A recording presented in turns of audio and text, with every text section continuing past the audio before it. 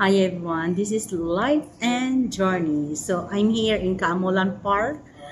Stop over here in Paulas, Pasalubong in Kaamolan Park. No? So take a break guys. Kay nag-order ko ng first snacks, hot sikwati.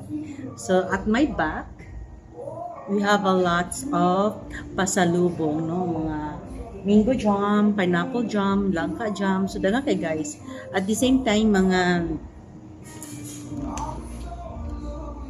natay corn, coffee, mga chicharon, dagan kayo.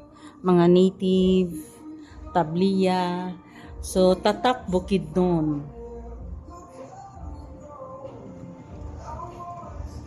So, nice kayo. So, I'm done horseback riding dito sa Kaamolan Park, no. It's only 300 pesos lang yun ang iyahang horseback riding fee. At the same time, nakita ko nga nagpa-photoshoot lang ko, hatag lang ko gamay. And at that area, that kana nga entrance, na diha ang mini zoo. So, Kaamulan Mini Zoo. Entrance fee is only 30 pesos, I think. So, while waiting for my hot chocolate with French toast, so I'm taking a vlog right now and nice kayo. So, at this time, ga-enjoy lang ko sa akong moment. And why I am here in Malaybalay, anak ko'y gasikaso for BIR. At the same time, early makunahuman, mga 1 p.m. So, dali ra kay ko. So, yung ko nga, mag-try ko explore around in Malaybalay. So, isa ako napilian ang Kaamolan Park kay duol ra siya ba?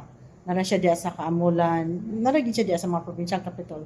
So, dunon siya gamay and I like it. I like the ambience, I like the surrounding, bugnaw, dagan siya kahoy, dagang kag masuruyan. Then, at the same time, napipoy coffee shop dari, napipoy ganang dari resto.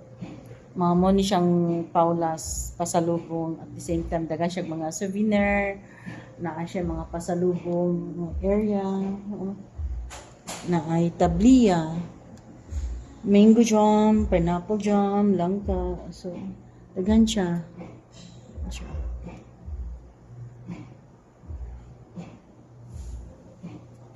So, my order is not yet done. So, that's why I nag-vlog ko karon.